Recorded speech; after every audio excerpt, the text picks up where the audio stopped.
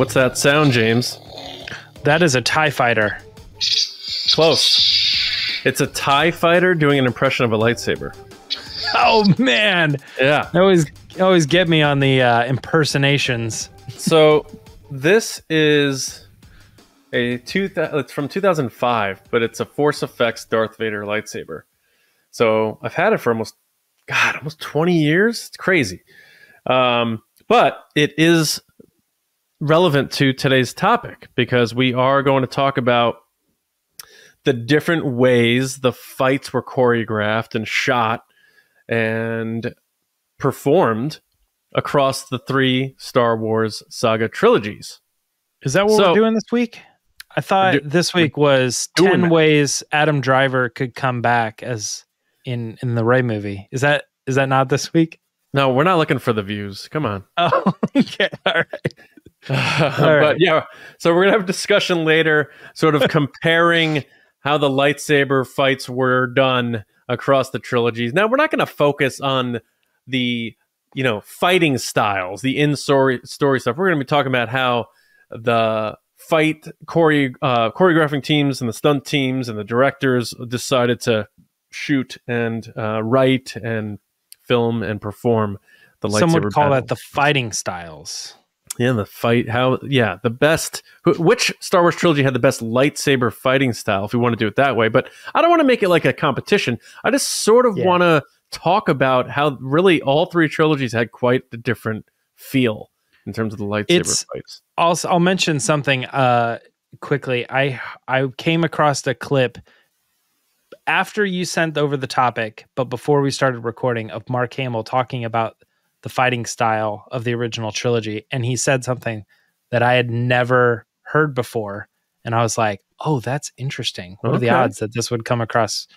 You're gonna save it now for later? Oh yeah, I'll save it later. All right. Before we get going, I'm John. That's James, and we are the Resistance Broadcast with, of course, Lacey Gilleran, who is easing her way back into the base. You'll see Lacey live on Thursdays, and then pretty soon she'll be back with us full time. But we are here to talk to you about Star Wars. So thank you for listening, watching, being a part of TRB. Means a great deal to us. We hope you enjoy the podcast, and we look forward to a great year in 2024. Talking Star Wars as we always like to do. Make sure you do subscribe to the podcast, whether that's on your preferred audio podcast app, obviously Spotify, Apple, SoundCloud, Amazon, Podbean, wherever you get your podcasts. Make sure you're subbed there. Hopefully you told some friends over the holidays. And if you'd like to rate us, that'd be cool too. But also the YouTube channel, youtube.com/@theresistance_broadcast. Check us out there for videos. And we're going to be doing a lot more shorts and stuff like that this year as we look to grow the channel in addition to everything else. And then the last thing, our Patreon. A lot of big plans coming up this year for our Patreon. If you want to support the podcast, get some more exclusive episodes, some commentaries. We have a Discord server, exclusive merch, a lot of cool things over there. Check it out. Patreon.com/Resistance Broadcast. Tiers start at just $5. And as we get into our first segment of the day, James will tell you one of the things you can do as a patron. So, James, let's fire up our dear sightless friend, Sheridan Way. Here we go. I fear nothing, for all this as the Force wills it. That's right. As John mentioned, this is Will of the Force. This is the segment where we pitch questions and guess whether something will or will not happen in Star Wars. Now, in addition to the questions that we pitch, we also have our TRB Patreon supporters who can submit questions and make it onto the show. And it's like the basic tier to be able to submit questions. So if you want to join at that $5 level, and then you can start submitting questions onto the show, just like this guy did. We're going to kick it off with Commander Derek Smith, who sent over the question, will we see Sith Holocrons being accessed in the Acolyte? I'll kick it off right away. Right, here we go. Yes. Man, I border on, this has got to be like a 90% chance, that I just think that when you're dealing with all of this stuff, now they may bring in other dark side, artifacts and other things like that that could be pretty cool. But I just have this feeling that they're going to mention that there has been this lineage of Sith possibly like in the background, you know what I mean? And they're like, but what do we know about it? Well, we only know what we know from these holocrons, but you're not allowed to look at them and stuff. And I just feel like all of that history of the dark side feels like something that is basically a textbook. And they're going to say, the question is anybody ever going to go in and look up the history of the Sith in this show? And it's like, yes, that it feels like it has to happen. Because it just feels like the premise of the show might as well be rewritten as a bunch of Jedi find themselves accidentally stumbling across Sith holocrons, and then craziness ensues. But what's your take on this, John? I'm saying like a 90% chance, unless the show is just like, whoa, not really how we thought it was going to be like. Yeah, I mean, I'm with you. I think even more than 90%. I would be shocked if we don't get a Sith holocron in this. You can be shocked at 90%. Yeah, we could be. If anyone's watched Russian Doll, like Leslie Headland likes to do weird stuff, you know, right? The time travel and the alternate realities, and you know, weird odd mindsets and Remind me, how far did you get in that show? I started the second season. I don't know that I finished it, but I really liked the first season. I really liked the first season, and that second season is tough. Yeah, I forced my way through it just to finish it, but I was like, I just don't care like about anything that's going on in this second. Maybe that's season. when she got her Star Wars gig, and she's like, phoned it in a little on the second one. I was just it's so weird. She's different people now. I don't even understand what's happening. But my the main point is, I definitely think we'll get some Sith holocrons. It wouldn't shock me if we even got other weird stuff. Like, do you remember that Vader comic? Where like the mask like resuscitated the spirit of like Lord Momin or something like that. Yeah, in Vader's castle. Oh, I expect stuff like that for sure. Yeah. I think we're gonna get all sorts of weird stuff, and we might even find ourselves questioning: was that real or is that not real? To help the mystery of the story keep us guessing. So I think we're gonna get a lot of weird stuff, and I think Sith holocrons are just gonna be one of the easy boxes to check for sure. So great question, Derek, and I don't know what you think, but I think the two of us are pretty sold that it's happening. Yeah, and thanks for submitting the question. Yeah, and thanks for submitting the other question.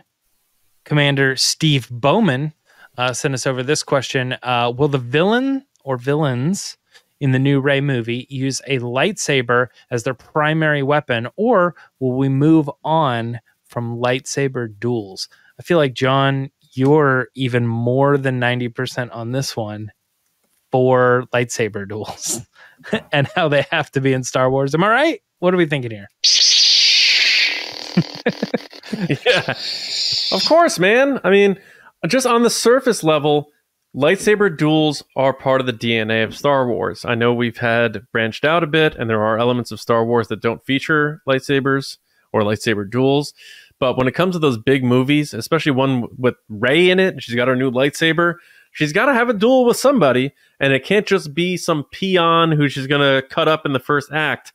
And I'm not saying it has to be the big bad, but it could be a very formidable villain or multiple villains that she has to have battles with. And just from the movie-going experience, the big lightsaber duel is a very theatrical event.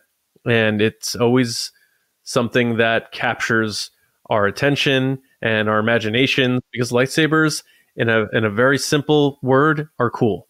And it's another great way of telling the story as well. And we'll get to more talk about lightsabers a bit later and how they've been used to help as a storytelling device with the battle styles and all that. But I think without a question, no question about it, the new villains or villain in Star Wars will have a lightsaber of some kind, and there will be lightsaber duels. Yeah, I think that there will be. I'm saying yes on this. I'm saying if there is not a lightsaber, the main villain using the lightsaber, I still think that there will be a sword fight, a la like Ahsoka going up against the what's her name? The Shin mistress. No, in the Mandalorian. Oh, Morgan Elsbeth. Morgan Elsbeth, yeah. She was using a weapon that, you know, was not a lightsaber, but it still felt like a duel, a sword fighting duel. It was the best scar. I think, yeah, I think that you could have something like that probably pass as like the big epic sword fight showdown. But I think at the end of the day, you're right that we're going to see the person use a lightsaber. But my thing is, this still doesn't necessarily point to this person needing to be a Force user, because I think one of the coolest things that Star Wars does is when you have the villain that isn't the Force user. And this is what I'm asking. I'm just presenting the idea. But when you have that person that is the big villain that doesn't have the superpowers or doesn't have the thing, I think that's really cool. And some of the coolest versions of that in Star Wars have been characters that use a lightsaber despite the fact that they don't have any Force powers, which is happening in the High Republic, but it also happened with Scar Squadron, that group of stormtroopers where the leader was like the leader because he carried a lightsaber. It also happened with the Knights of Ren.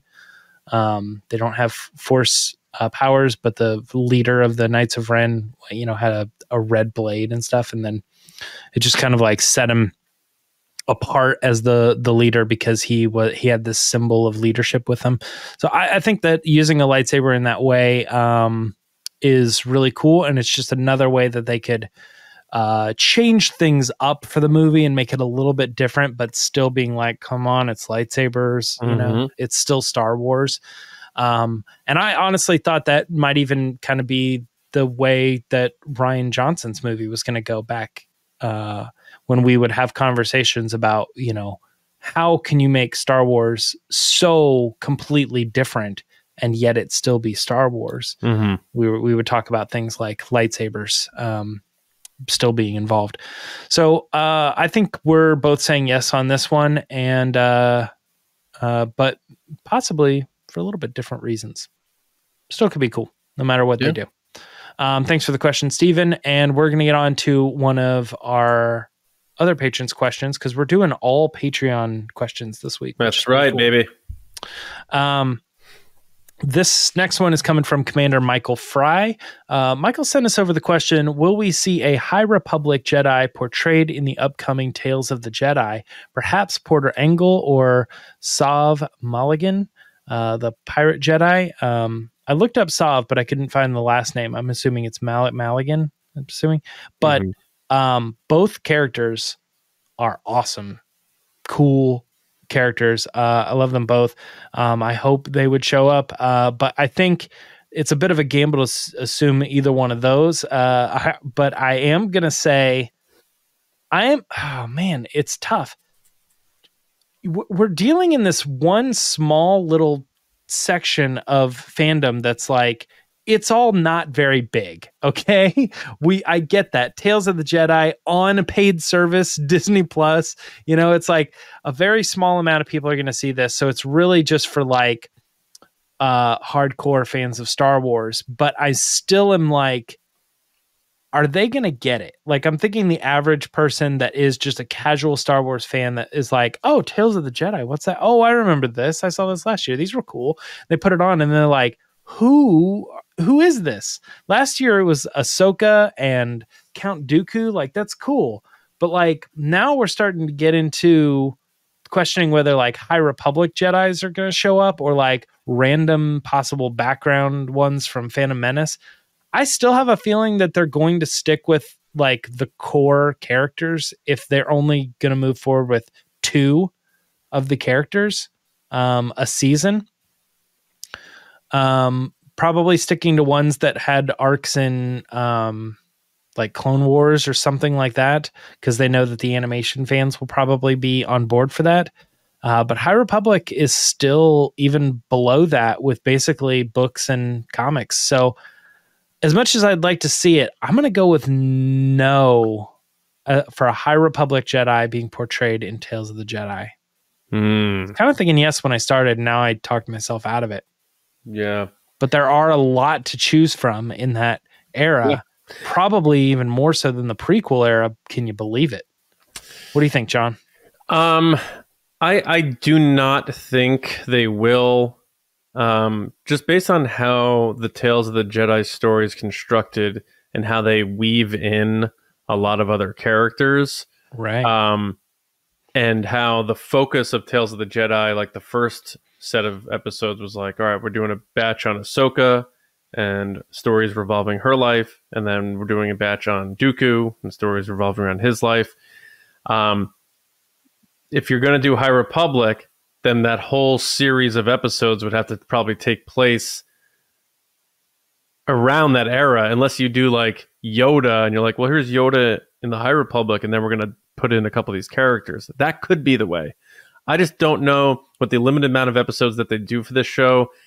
They're really trying to draw people to Disney Plus, picking characters from this very niche pocket of Star Wars content seems like a tough sell. And the two he mentioned would be even further on the list, I think, versus Buryaga or Stellan Gios or Avar Chris or the other ones that even I know off the top of my head, like, oh, I know those characters. I could recognize them. So maybe those, if they did it, it'd be more of those well-known characters. But I don't think they will. It wouldn't completely surprise me based on how Lucasfilm operates with some of the things they do. But I'm leaning towards no, because Will of the Force is tough, man. You got to make a choice. If I had to gamble, and I was told they are going to do one High Republic Jedi, who do you think it is?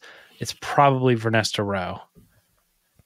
And the reason that is because they can tell the stories, because they already have, of her at a very young age and how she got involved. She was the youngest Jedi Knight to date. I like that.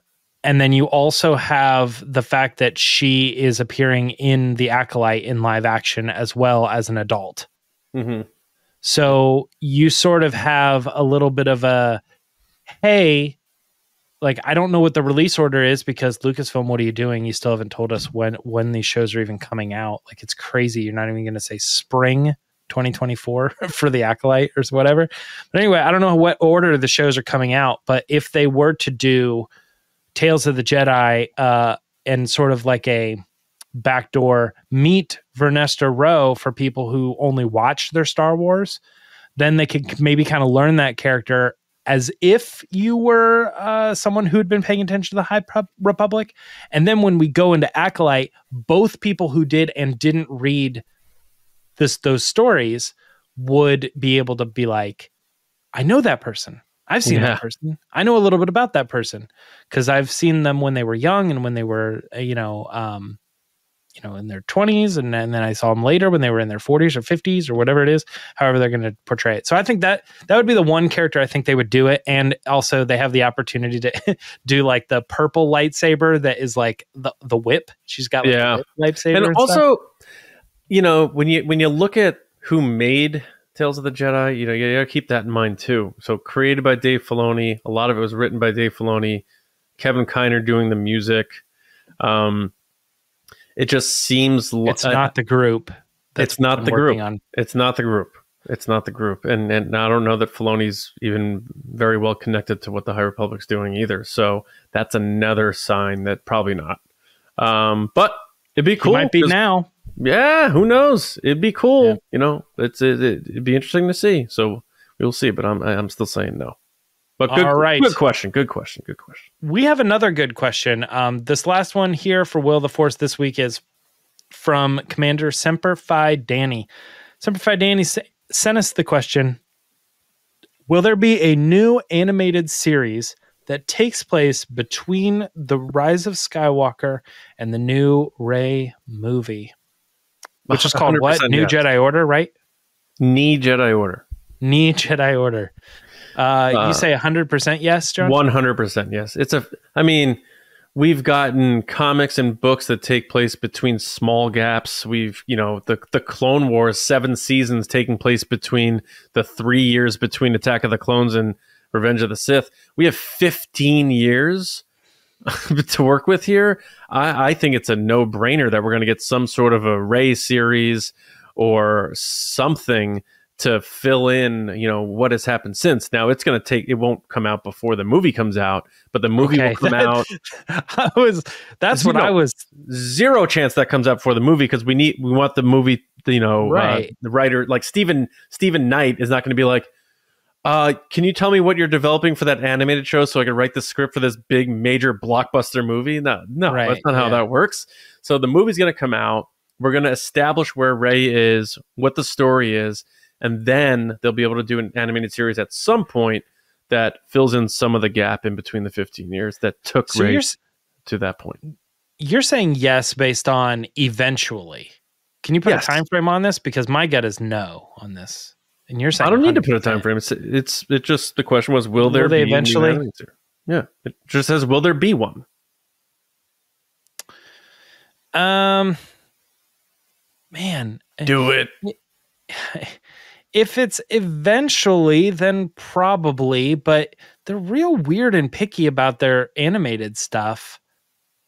And I think there's tons of ripe things having to do with, they've got to do an animated High Republic show. And I almost feel like that is due more than this era. That I feel like if this does happen, it would be a long ways down the road. Although I don't know. I'm going to say yes to the eventually, but I don't think it's anytime soon, man. I don't think you can expect this show in the next 5 years. It'd be 5 years plus. Sure. All right. Yeah. And I think that's even a better answer than me saying yes or no. I think I'm really narrowing it down to I don't think this is happening anytime soon. That's not a better answer.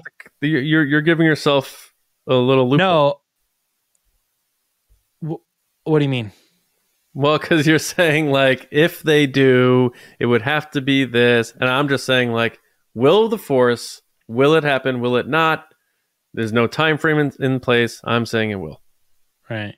I guess I'm saying it's a better answer for me to be specific than to just say I don't know, yes and no, let me get more detailed with it and say, I don't think I think it will happen, but I don't think it will happen in the next 5 years. I'm putting a 5+ on it. Mm-hmm. And that'll wrap up Will of the Force. But thanks for sending them in from all of you guys, Derek, Steven, Michael, and Danny. Thank all commanders. Thank you. Yeah, I noticed that too. A lot of commanders arrived. Yeah. Thank you all very much. And everyone else who sent in questions. We can only do so many, so keep them coming. I read all of them, and it's tough. I try to do a nice balance if there's one that connects with the topic we're doing for the discussion. But thank you, everybody, for your support and for sending those in. It's awesome. All right. And we didn't have to write any, so that was cool. But yeah, James, let's fire up that discussion. Where's Vader at? Let's go. Obi-Wan once thought as you do. All right. Which Star Wars trilogy had the best lightsaber fighting style? Now, I really didn't think of this with the approach of we want to pit one against the other. So I'd like to keep this more of we like them all. They're clearly all different. Which one do we think has aged the best or is the best? And what made me think about this is I saw on social media, someone had posted a video of two fans just going at it with lightsabers, just wild ripping lightsabers at each other and doing all these crazy things. And people were saying oh, this was so much better than what Disney did with the lightsaber fights. I'm no, it isn't. So that was, and again, that's my opinion. But then I started thinking about it, and I was thinking about how the original trilogy had a very traditional fencing style of lightsaber fighting. Mark Hamill said that the lightsabers were supposed to be too powerful, where he had to hold on to it with two hands.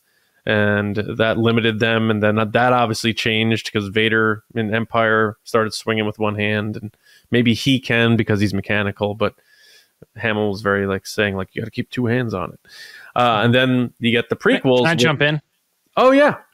That was the thing. I'd never heard him say that before. Oh really? Yeah. No. Yeah. I mean, maybe I'd come across it before, but it popped in and he said that, and I was like, that's something I never really considered when it comes to the lightsaber battles, because and it's also funny too, not to call you up, but you said fencing, and I'm like, that's the opposite of fencing. Fencing is like one-handed only, like they're stabbing just like this. Yeah, you're right, actually. You know what made me think of it? Because it felt like they were in the filming of it, it almost felt like when they were practicing they were using like the fencing swords. Yeah, they might have been, but then like, and you actually go to the scenes that are in the movie, and they're fighting very like medieval style. Yeah, they're holding it like a broadsword. Yeah, you're right. Yeah, hitting like this. Yeah, and so I with that popped up, he says that, and he says I have to hold it with two hands because there was this explanation of the like at the time, this is how you hold this weapon and all that. And I was like, man, they've really not like abandon that in a good way, but like that's not really the case anymore. They throw the weapons around in George Lucas's Star Wars as well, not just in Disney's, but they throw it around. They kind of just toss it around and they use one hand all the time. Yeah. And I was like, man, so there is definitely something when you're looking at like how Vader and Obi-Wan were fighting in A New Hope, and then Luke versus Vader and the subsequent movies, like, it really does feel a lot different than what they did, probably more than any of the other twos, like the prequels and then the sequels. But what's interesting is, did they not, where did we hear that they were like, we're sort of meshing the two together? Was that Hayden Christensen when in reference to Obi-Wan Kenobi? Or was recall. that Ewan McGregor? Somebody said we're sort like they were like, are you using more of the prequel? That might have been that. Fighting? Yeah, it might have been Obi-Wan. Or are you using more of the original trilogy? And the answer was sort of like, well, we're doing both.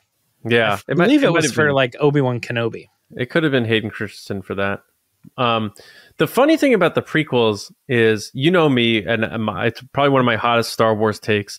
I'm not a big fan of the Revenge of the Sith duel between Vader and Obi-Wan, or if you want to call it Obi-Wan Anakin, whatever. One, because there's hardly any dialogue, and the dialogue that there is was done in reshoots, because Lucas probably watched the first cut and he's like, they don't talk to each other. You stink. Because when you only stink because you taught me to stink. Yeah, aside from the very end when I had the high ground and Anakin falls into the coals and stuff, but you'll see, if you really pay attention, when they're floating on those little pods above the lava, you can tell that it's reshoot beard and eyebrows Obi-Wan Kenobi. There's a big difference. That. Yeah, did you see pointed it out in our commentaries and stuff, and I'm like, did you ever see my side by side when I posted the two photos? I think so, and it's like yeah, if it's like a thing you look for and you're like, there it is, it's there, you can see it. It's there. But like, so if you're not looking for it, I think they did a fine job. I'm not saying they didn't do a fine job. My point is, to me, it's clear that they went back in and to add some dialogue to make the scene more emotional. So my point is, with that one, I wasn't that big of a fan. I don't like the like over choreographed, like almost felt like it was a Star Wars Ice Capades element to that stuff. And even one of the coolest moves in one of the coolest lightsaber duels in Star Wars history, which is Obi-Wan versus Darth Maul after Qui-Gon dies, when the red doors open. That's one of the coolest quick sequences of lightsaber fighting I've ever seen. But almost every time there's a stalemate and they both pause, or when Darth Maul does his like sideways twirl, he puts his hand out like this, like Brian Boitano landing a triple axel at the 92 Olympic Games. It feels like a figure skater. So that stuff, I'm like, it's cool, but What would Brian Bortano do? I know. that guy?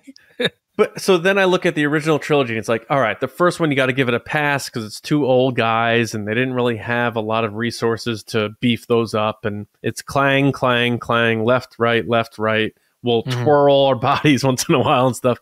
But then Empire and Jedi, it's more of this emotional fight because it really is this father and son. And, you know, maybe deep down they're not trying to kill each other. And there's those two lightsaber fights are hard to criticize because of the emotional weight of the story, but they're still cool in their own right because of what they mean to the story. And then you have the sequel trilogy, which, get ready for another hot take, I think they perfected it. I think in the sequel trilogy, especially the Death Star fight in The Rise of Skywalker, to me, from a fighting perspective, felt like I was watching a fight. It felt raw. It felt heated. It felt emotional. Rey like her hand cramping, like the stopping of the blades. They're tired. They're labored. They're just by the end, they're just trying to take like shots at each other. The atmosphere. I really thought JJ and even Ryan with the throne room, even though they weren't fighting each other, I thought the sequel trilogy did the perfect job. You want to talk about blending? I mean, we could talk about the shows, I guess, and like Obi-Wan, but in terms of the trilogies and the movies, I know people are going to hate this opinion. I really do think the sequel trilogy perfected the style of filming lightsaber fighting. Again, I know there's going to be a lot of criticism of that, and I know that they had the most resources because it's the most recent, so you have that. But I really find that to be just the perfect balance of intricacies, but also the intimacy of the fight. And I think that JJ captured that really, really well in both TFA in the forest, and also on the wreckage of the Death Star, and you could say the throne room. And if you want, even the weirdness and mystery behind the fight between Luke and Kylo on Crate. So they're all different, and I love them all for different reasons, and I understand why each one exists the way they do. You know, the Jedi were at their heights during the prequels. Of course, they're going to have the more eloquent style and polished style of fighting. The original trilogy was very raw for a lot of reasons. One, just from the honest aspect of it was old school filmmaking. There wasn't a lot of fancy stunt work or wires or anything like that. But also, a lot of those fights were very personal, very personal. And then you have the sequel trilogy where they had every resource possible, but it was also sort of personal. And I just think they got it right. Now, people are going to say, like, oh, how was Anakin and Obi-Wan not a personal fight? It was, but it wasn't. To me, I don't think Lucas did as good of a job as he could have. That should have been the most gut-wrenching, tears pouring out of my eyes fight the whole time, not just at the very end. It's tough though too, because you're not common in that opinion. Is like a lot of people be like, it is. I know, I know. Yeah. But like when I'm sitting there and they're both doing the same twirl at each other and the hand at each other, and people can be like, John, you're an idiot. It's because they're both so powerful in the Force and they know each other so well that they're stopping each other. It's like, I know that, but it still looks kind of stupid. So I do like that we got all different versions of lightsaber fighting, but I'll toss it back to you because I put out a couple of hot takes out there, and that's okay.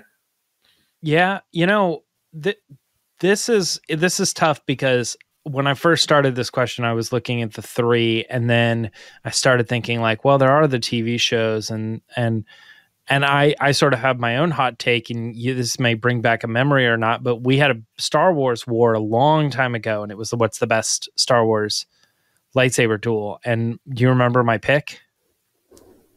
Was for the worst? Best.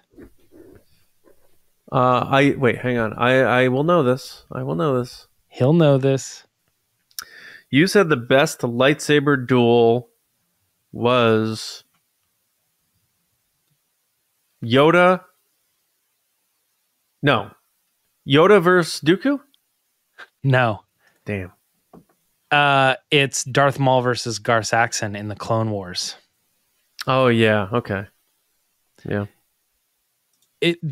That to me, and since we've had that battle, I want to go back and revisit Darth Maul versus Ahsoka in the Clone Wars, which was even super praised because they brought in, Ray Park to do the stop motion, and they or not the stop motion, the motion tracking and everything for the battle, and they actually like recorded these battles in the real space and got them and brought them to screen, and they have like all the behind the scenes of how they made it happen, and he specialized all these moves, and he talks about why he did the moves and everything, and it's such a cool fight, the Darth Maul versus Ahsoka.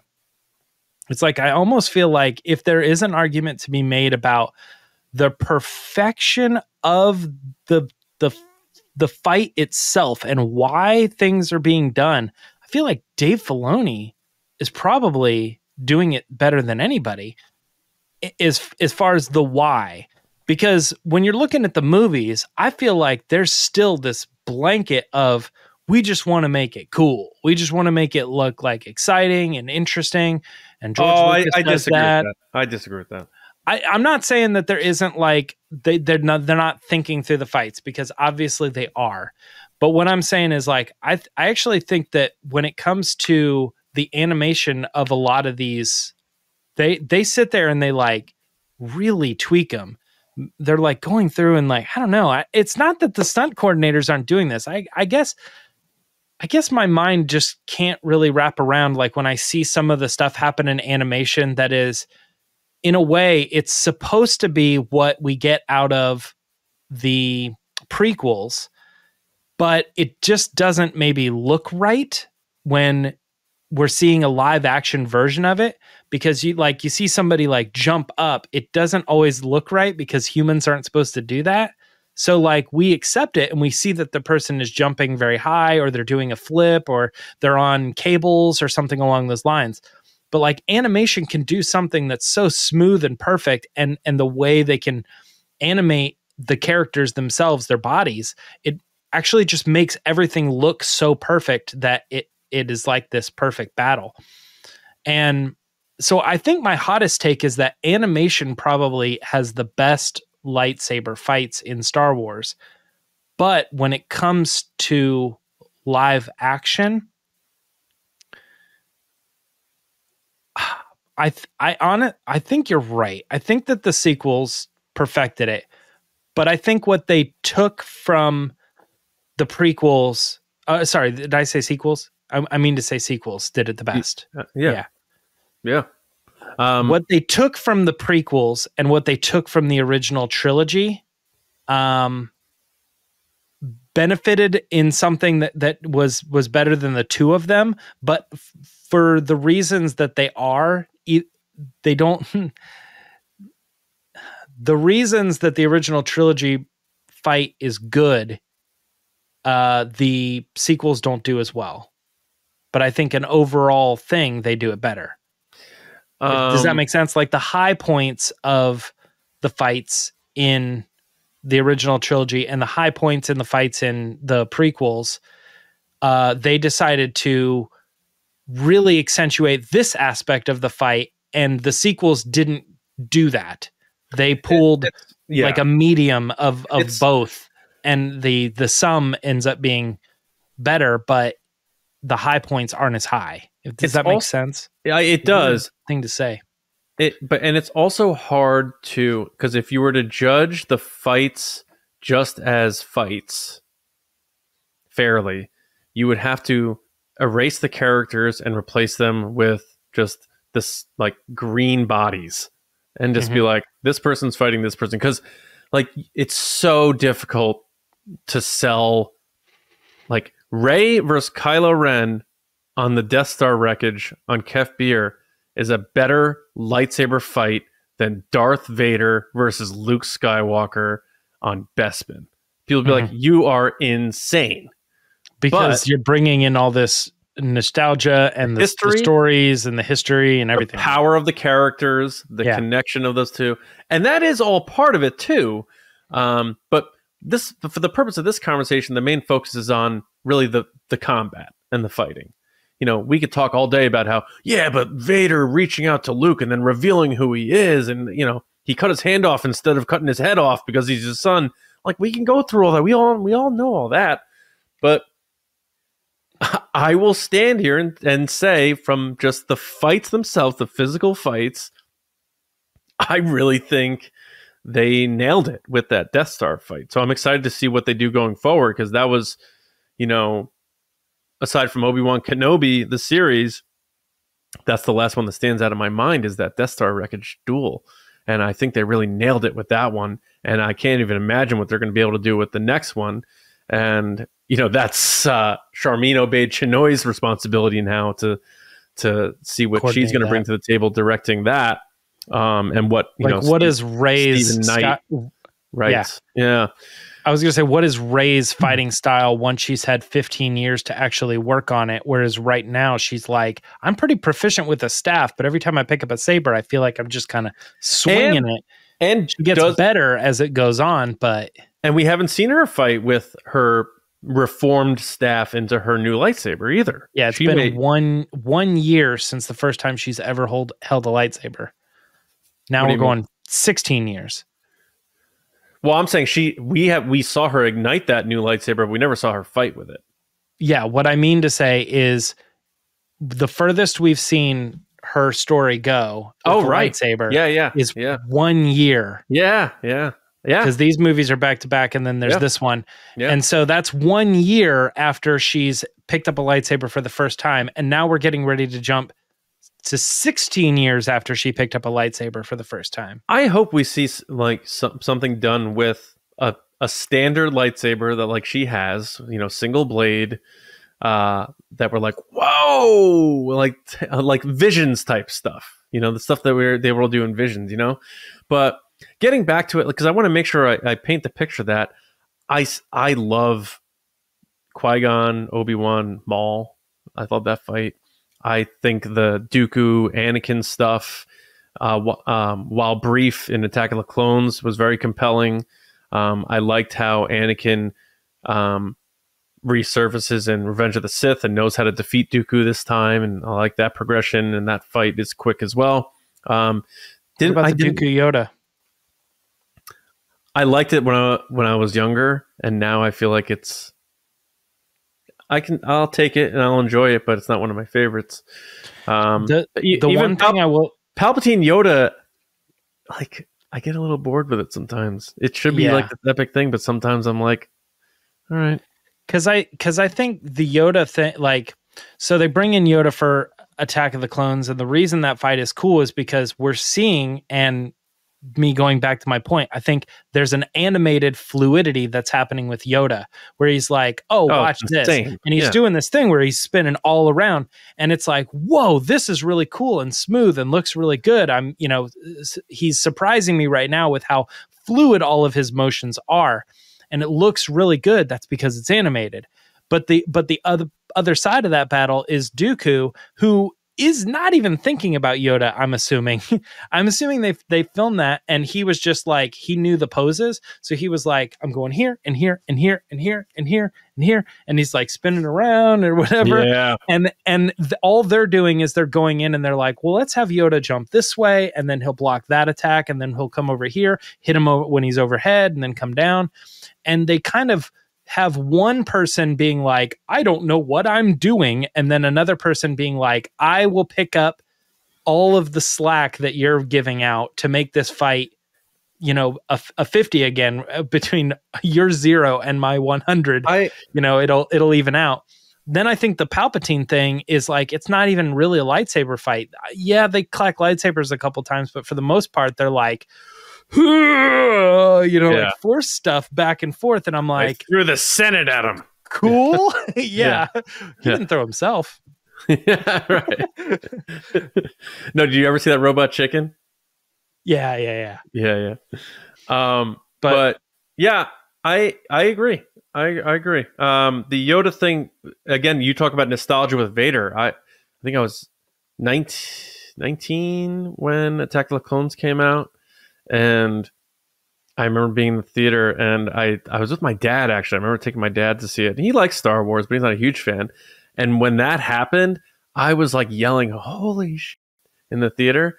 And I was like, oh, I shouldn't say that. There's kids here. But I was like flipping out. Oh, I shouldn't have just said it now on our podcast. Listen, yeah, I shouldn't have just said it now on our podcast. Now you got to bleep that out. But you know what I'm saying? Like, yeah, I like lost my mind, and that will always stay with me. So that's a part of that. But I don't know. I enjoy everything that the prequels did for the fighting style because it was new to us and we were all pretty wowed by it, especially Ray Park leading the charge. I think he really pushed the envelope in allowing George Lucas to do what he could. Now, that's also George Lucas finding someone to do what he wanted people to do as well. But seeing Ray Park do the things he could do upped the ante for the other actors. Because then, you know, Ewan McGregor and Liam Neeson had to step up their game. But also don't forget as much as I don't love the fight, the amount of footage we see of practice that Hayden Christensen and Ewan McGregor put in to doing that final Revenge of the Sith battle, which is probably the longest lightsaber duel. You know, accidentally cracking each other on the knuckles and everything that went in with it, just the sweat, the blood, the tears, all those cliches. You got to respect that. So I want to make sure that's clear. So I still have an appreciation for all of it. I love all of it. It's just interesting to see how it evolved over time. And I think they really found that perfect mix now. And I think going forward, they can go springboard off of this and maybe take it to the next level. But I don't want it to go back to these heavily choreographed 5,000 moves type of thing. That for some reason that doesn't interest me. Like, it's just like blur. It's a blur to me. I like moments like the reason why I like baseball. It's like baseball has its pulse and then it's heightened by these big gigantic climactic moments, especially like playoff baseball. That's how I like those Star Wars lightsaber duels. It's like I like remembering those big moments throughout this fleshed out scene. If the whole time they're flipping around and you know, matching their moves like luchador pro wrestlers do, and then they both land in the same pose in the middle of the ring, I don't know if that's the way. And I think maybe Lucas pushed that to the limit like he did with a lot of things, and maybe they realized they had to pull it back a little. So maybe to your point, Filoni being the, you know, understudy or the heir to George Lucas, saw the great things that George did to create lightsaber duels, and then what he did in the prequels to take them to the new level and showing Jedi at their heights, and then said, how do I put all these ingredients into the bowl, mix it up, and make just like the best stew I possibly can? And you're right, you know, we're talking about the trilogies, but I think they did a really good job on Ahsoka of capturing the feel of the original trilogy, dialogue and exchange, some of the cool moves peppered in from prequels, but then also what the sequels did with rounding it out and added maybe another level of grounded nature to it. Can I make a slight correction? Yes. Because the whole time I saw like, you typing something. I'm like, what is he doing over there? I was like, I just was not sitting with me right. And I'm like, I don't think it was Gar Saxon. I'm like, that the character doesn't line up. When would that be? What fight is this?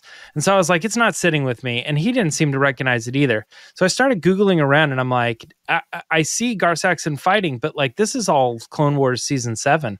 I'm like, it must not be that character. So I looked into it a little further. I'm like, no, it was Pre Vizsla. Yeah, I knew the Pre-Vizsla. fight. Yeah. I knew the fight, but I was like, I couldn't think of who it was, and I was thinking it was Gar Saxon, but no, it's Pre Vizsla, and it's after he kills Satine and all that, and then like they do this whole thing. Yeah, doesn't he behead him? Oh man, it's been so long since I've watched this. I just remember the jetpack, the dart saber. He's using blasters and flamethrowers and stuff. It's all so choreographed so well. But I'm like, I don't know. It's been so long. I was like, I only thought about it as we were recording the episode. I was like, actually, my favorite lightsaber battles, I think, are in animation. Yeah, I said that once. Yeah. So anyway, I need to go back and revisit some of these. It's been too long since I've watched them, but yeah, I think it was this fight between Darth Maul and Pre Vizsla, which was really well done in my opinion. But yeah, I think you're right that I think what we've gotten down to, and what I was sort of trying to say earlier, is that like I feel like in a weird way, like it's not it might not sound like this is a good thing, but like I think what we got out of the original trilogy was like cherry. And it was like, yeah, man, that is some strong cherry. And then like we got the prequels and it was like grape. And it was just like, it was so grape. There was no not graping, you know, it was very strong in what it was trying to do. And then we've sort of found now that like there's enough styles of lightsaber fights out there between like animated stuff and things that we've like sort of imagined because of comic books that we've read. And then there's all the live action stuff. Now there's even TV shows that the way we're moving forward with lightsaber fights is sort of like, we're figuring it out. We're like, oh, this is kiwi strawberry. You know, it's like, it's not quite a strong flavor leaning left or right. It's just like we're kind of taking some of the elements that we liked from this and some of the elements that we liked from that, and we're putting them together in this new thing that it's like, whoa, that whole thing worked really well. We've had time to sort of establish, like even going back to that original trilogy, you mentioned it earlier, like you have to sort of back away from the fact that they didn't know that, you know, what even a lightsaber fight looks like. So at times you have Obi-Wan and Darth Maul, or just like, or I'm sorry, Obi-Wan and Darth Vader. They're just kind of like clacking lightsabers. No. Like it was Obi-Wan and Gar Saxon. It was? Okay. I'm like, what? No, all right. Yeah. Darth Maul, that term probably even runs off of my tongue more than Darth Vader now. Isn't that kind of crazy? I think I say the name Darth Maul more often than I say Darth Vader. I don't know how I missed you saying that either before. I mean, I know you just like threw it in there quick, but yeah, he does behead him. And I think they may have cut that in some iterations. Because I just looked it up quick. Like Bo-Katan witnesses it. Like it's like this big deal. And yeah, and I know we were focusing on the movies as far as the trilogies because it's just all these different eras, like 1970s and 80s, and then 90s, 2000s, and now 2010s and 2020s. But yeah, I mean, you got to definitely give credit to those as well because, you know, animation's very difficult. But I mean, I think that as far as like the beheading and like the shock value of it, yeah, it's like in the cartoon. So maybe that adds like this kid element to it. But at the same time, I mean, like you're looking at, well, George already beheaded a few characters, you know what I mean? Jango Fett. Like, yeah. Or Darth Tyrannus, you know, like Anakin's like whoosh, right off with the head. Right after cutting his hands off. Yeah. Yep. So, but anyway, yeah, I think like what has happened now is a sort of lightsaber fusion that I think we're sort of saying like, hey, you know, like I don't really like American food. I don't really like Mexican food, but Tex-Mex lands very well in my book. And I think it's just we're getting to a point where lightsaber battles just continue to get better because we're learning all the lessons of what didn't work and now what can work. And we're also, just as we grow, like as a society, like it's sort of one of these things where we now have like lots and lots and lots of media to go off of. So it's like before it might be like George Lucas pulling from old Japanese films, samurai films, and things like that. Now it's like somebody could literally just be like, yo, that sword fight in Game of Thrones was amazing. And here's the reason it was amazing is because the way they shot it, or the way that the movement, so it's like we have this new inspiration of how things can work. And I'm sure Game of Thrones or other shows are probably also pulling from Star Wars. So it's like this big collaboration that has landed in this thing. But when we, if it were possible to somehow blanket out all the faces and nobody knows anything about Star Wars, and you put all of the fights and you remake them in Unreal Engine or something like that, and you show them to a group of people who've never seen any of them. Exactly. And just purely be like, ranked these for the cinematography and the coordination of how the what am I looking for?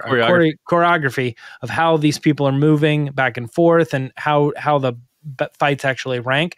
I don't see a world where like the later battles aren't like more visually entertaining, just as like, wow, those two people are really going at it. Whereas in the other ones, it seems more based on, wow, this is the epic showdown between blank and blank. Yeah. Right?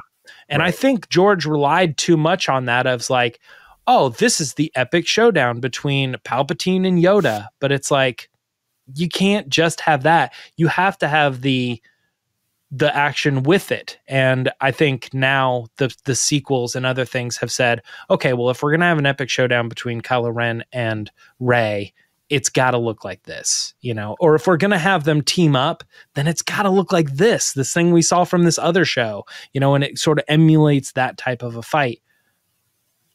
Yeah. If we're doing this thing now where, anyone can use the Force if they train, if they train hard enough, and, people say that was always George Lucas's thought, which, whatever, either way, I don't care. It's all good. I would like the idea of what I feel like they've been doing, which is reeling it in a bit in terms of how easy it is to wield a lightsaber. So I almost Mandalorian's covering that. Yeah, I almost yes, absolutely. With the Darksaber, he clearly struggled with it, and Bo-Katan did not. Rebels also did it very similarly too, where she said it's very heavy, and he says it gets lighter the more you learn how to use it and all that. So Rebels talked about that stuff as well. Not to bring your point down, because I think you're right. It does feel like Finn's like, oh, look at me. Yeah, he just but, yeah. Yeah. But I think I would like the idea of maybe, like seeing Rey get like tired like she did on the Death Star, or seeing somebody like have the lightsaber in one hand and then like it like almost like losing like control. Not that the lightsaber is like moving on its own, but like, oh man, this thing is like way too powerful for me to wield and have to get a second hand on it or something.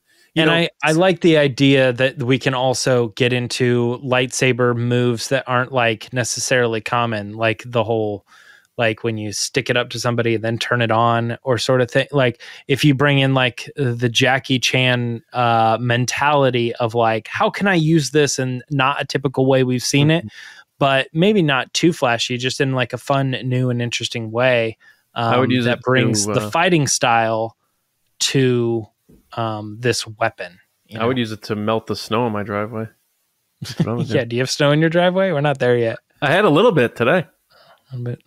My car actually had snow on it. Like, it's funny, like when I woke up this morning, I felt like a kid. I was like, oh my God, is this snowing?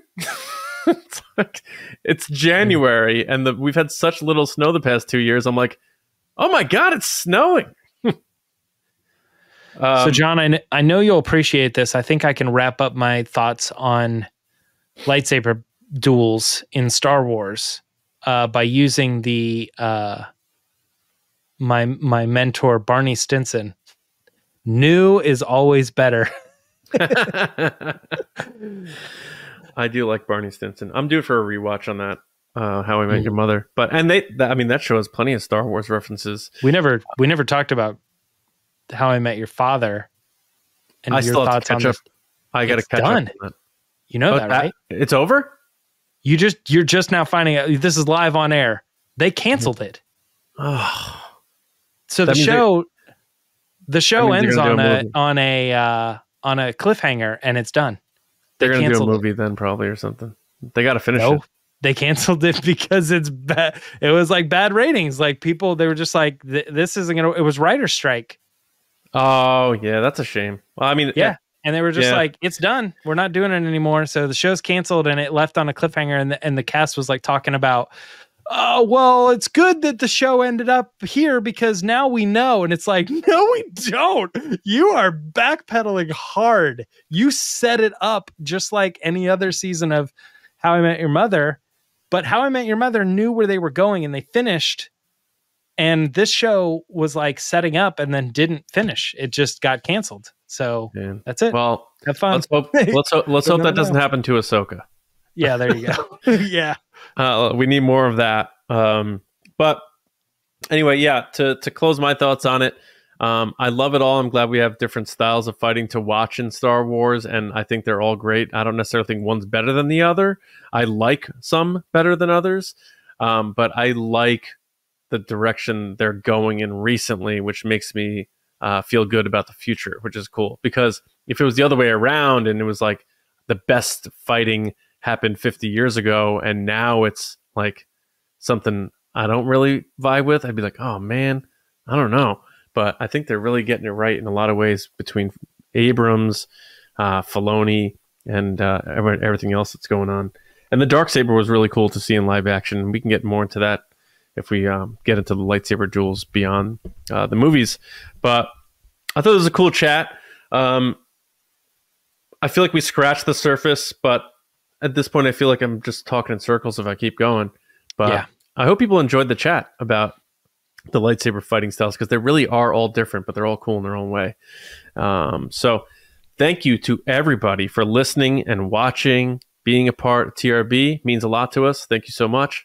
Like we said before, make sure you're subscribed. Tell your friends who like Star Wars, because there's a lot of Star Wars coming. 4 shows this year, movies on the way, potentially movie filming this year. So we'll have a lot to talk about, and we're very excited about 2024 podcasting about Star Wars. In addition to listening, watching, definitely check out the Patreon. We appreciate it. The support means more than you know. So if you've been supporting us for a long time, thank you so much for being with us. If you just joined our Patreon, welcome. Hope you're enjoying it. A lot of cool stuff on the way. And if you've been thinking about it, might be the time. Maybe grandma gave you a little check for Christmas and you're like, TRB, that may be the way to go. Either way, check it out. Patreon.com/Resistance Broadcast. Special thank you to the Generals and Spice Runners. Big time. Carmelo, John RISI, Jetta Rosewater, Frank Grande, Nick Kratz, Chris Morales, Brian Smith, Matt Chitty, Danny, Mike Ramori, Brendan McLaughlin, Sneaky Zebra, Colin Cormier, Diana, and Dave Hornack. And the Spice Runners, David Probus, Neil Shaw, Kendall Gelner, Andrew Staley, Jeremy Myers, and the THEFORTWORTHIAN. And everybody who supports us on Patreon. Thank you so much. For me, Johnny Hoey on social media, and my movie podcast, Just Like the Movies. Planning to put out an episode tomorrow on High Fidelity. That's the goal. Got to get a John Cusack movie in the mix. James, how about you? Where can people find you? You can find me on Twitter and Instagram, both at Myra Trunks. And if I'm not mistaken, tomorrow, Tuesday, that is, it depends on when you're listening, Tuesday is when our Patreon poll chat is released, where I ate the Hot Ones salsa.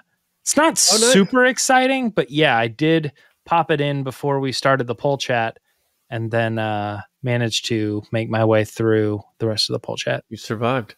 Well done. Yep. So if you want to check that out, it's Patreon only, but it's there. Me in the poll chat. Yeah. The last dab. Very good. And then Lacey at Lacey Gilleran. Check her out on social media. And we will be back with you Thursday night for TRB Live, as always. So have a wonderful week. Stay warm. Hope you're all well. And we'll see you next time right here on TRB. See you around, kids.